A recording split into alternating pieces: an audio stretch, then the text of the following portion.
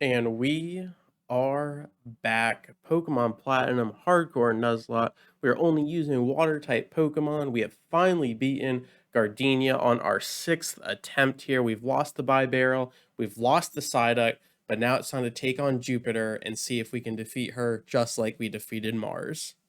All right, so Mars is known for her ugly. Jupiter is known for that big old skun tank with those stab at night slashes. So we got to watch out for those crits, but we send out our little Shellos here, Sace, send up the Rain Dance, potentially getting some extra damage off of the water pulses, but that probably wasn't the best idea. I think we should have just blitzed down the Zubat as the Shellos is really hurting right now, so we're going to pivot into the Gyarados to get that Intimidate off, which is really going to hamper the non-critical hit night slashes from the Skuntank, but there is the Screech, so we are -2 defense, so we got to get out of there. The Intimidate is offsetting that by 1, but the Smokescreen comes down, and now our accuracy on the Penguin's hurting a little bit, but we're going to get a little bit of an Intimidate of our own here with the Penguin, so now the Skuntank is -2 and is really favoring those Smokescreens as we go for a grab, but we missed that one, and there is the Night Slash, and any crit here could be absolutely crucial for the Skuntank success, and that is going to be the 4th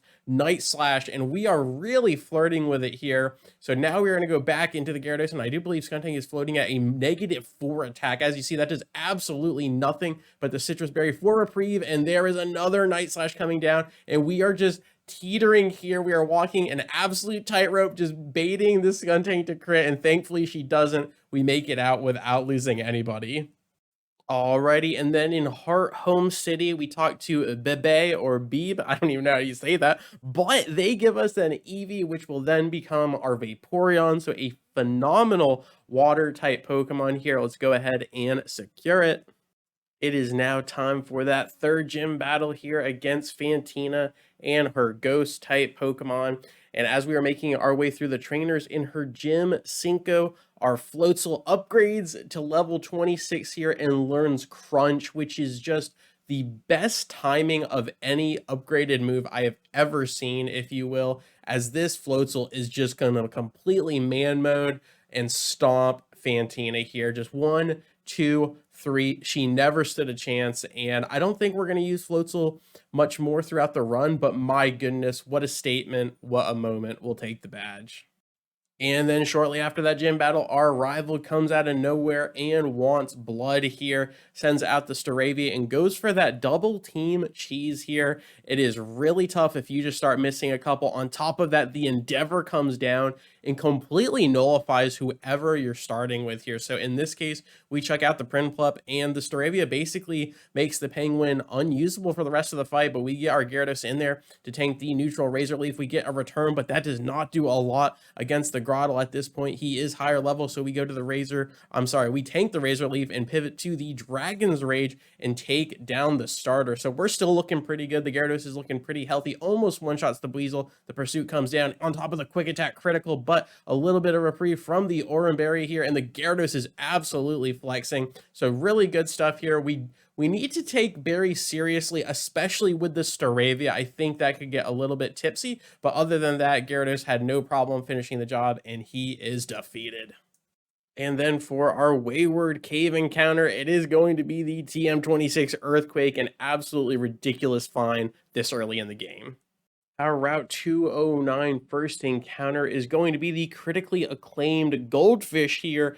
Goldeen, go ahead and add it to the PC.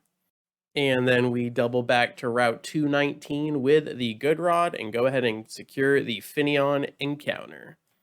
And then for our Eterna City encounter, it's going to be the Barboach. Go ahead and secure it. All right, we have arrived in Veilstone City here to take on that 4th gym leader and her fighting type Pokemon. We've got some pivotal and key evolutions here with the Gastrodon, the Vaporeon, as well as the Azumarill with Pure Power. So looking really good on that front. And the Gyarados comes down against the Meditite here, eating the Fake Out, but no problem, just 2 returns, and it is good night, Sally. The Machoke comes down, we pivot to an Earthquake, doing a ton of damage, taking the super effective Rock Tomb, but not too shabby, not too bad off of the top here. And now we have a lot of options to pivot to, and we're going to send out our big guy here, or big girl, not Barboach, but Whiscash. There you go. Whiscash comes down, doesn't have the earthquake yet, but goes for those magnitudes, the water pulse with the fade though, and the Macho is no more, leading the way here for the Lucario. The ace comes down, the force bomb does connect, but we dodge the paralysis, which is absolutely beautiful. Magnitude 7 comes in, Lucario is floating about 40% HP. We're going to go back into the Gyarados to get that nice Intimidate. On top of that, it's not very effective with the force palm. We dodge the paralysis on the first try. The second one comes through though, and now we cannot move, but we break through on the third try. The earthquake comes down and the Lucario is no more. Maylene is defeated. For our Route 215 encounter, it is going to be the chubby little water mouse here, the Meryl. Drop back, chuck the Ultra Ball, and add it to the roster.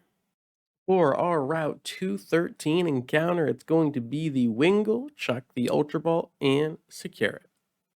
For our Safari Zone first encounter, it is going to be the derpy Quagsire, chuck the Safari Ball, and add yet another Pokemon to the team. I think we all know what time it is. It's the time in the run where you get a little bit comfy, a little bit cozier, sitting by the fire, and you're just chilling, having a good time. And this is where you underestimate your opponent. After so many Nuzlockes, you would think, you would like to believe that you're like, this is coming. Like, this is coming around the corner. Why don't you just, take a break, calm down, and then just reset? No, we just go straight into it. We have the amazing moveset on the Gyarados. What could possibly go wrong? That's right, the Staravia, and we missed the Ice Fang on top of that.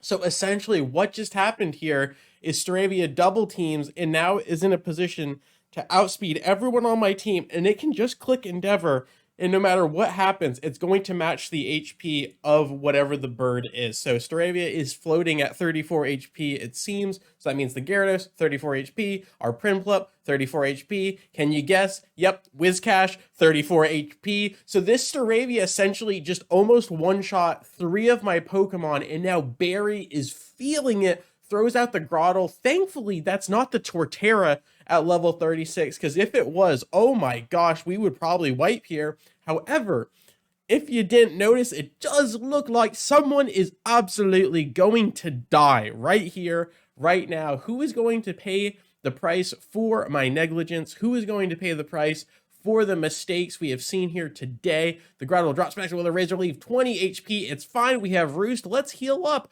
Oh, that's right. When you use Roost, you lose the flying type ability for that turn, meaning Pelipper or Pelipepper has no defense, gets hit by that super effective Razor Leaf, and absolutely goes down. Absolutely goes down. We have lost our Pelican, and it all stems from that failure to respect the Staravia. The double team Endeavor cheese is so potent, and I just saw Barry come around the corner, and I'm like, dude, Barry, you're a joke. You're a meme. I don't care, and I got humbled so quickly, so fast, and who knows, maybe that death right there will come back to bite us as we tank a double damage pursuit, trying to get out of there from the Weasel, so we almost lose the Gyarados.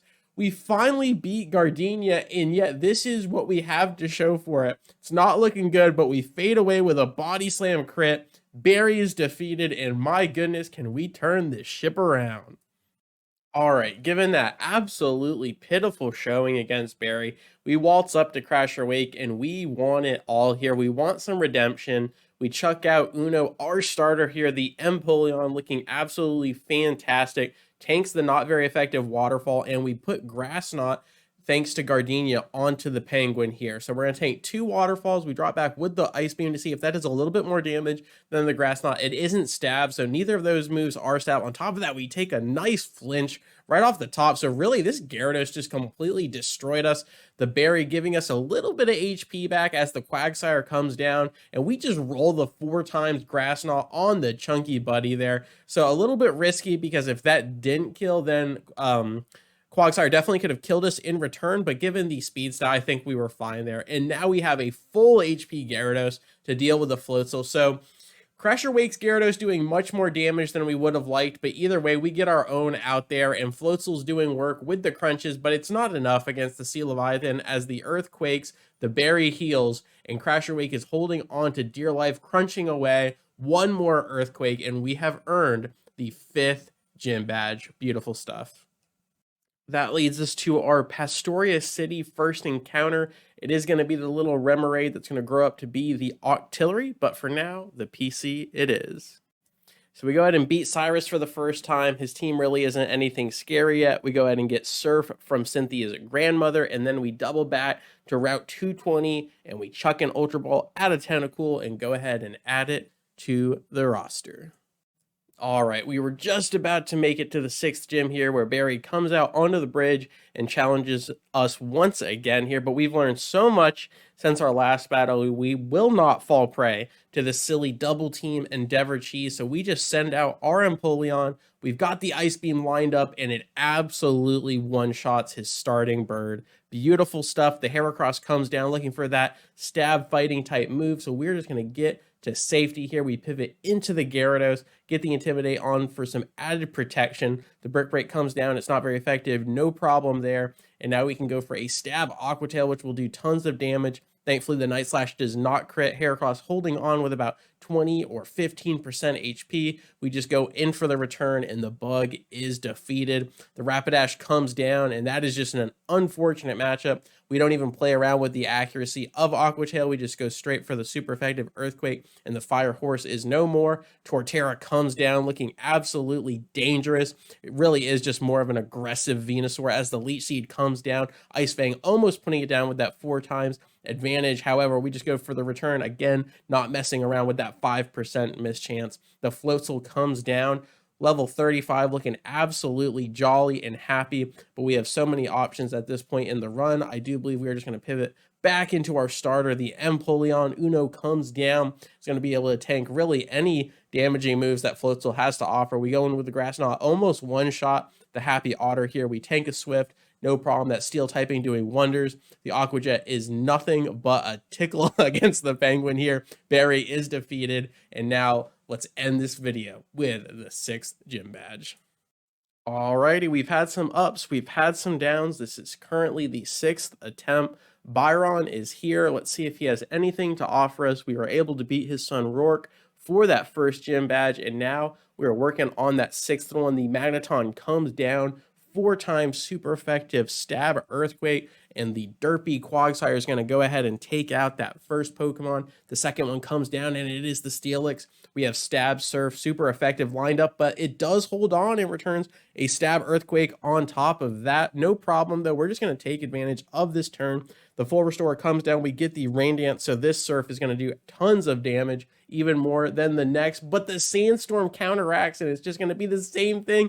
However, a critical hit completely throws it all out of the window. It doesn't matter. The Steelix is gone, and now it is the Quagsire versus the Bastiodon. As the Iron Defense comes down, we just are going to get really safe with this. We're going to set up the Yawn so that if it goes for Metal Burst, which is essentially counter and not mirror move, but counter and mirror coat. So it's special and physical, returning at the same time. So a very unique move, but you still have to take that damage. So if we just put the Bastiodon to sleep, we don't have to worry about it. However, it wakes up, hits us with a Stone Edge, and then dies anyway. So Quagsire just completely 1v3s that. No problem. We secure the 6th gym badge. Everything is looking good. I can't imagine this run going terribly wrong, not in the distortion world or anything, so don't worry about that. But as far as this video goes, thank you so much for your time. I really do appreciate it, and I will catch you on the flip. Peace.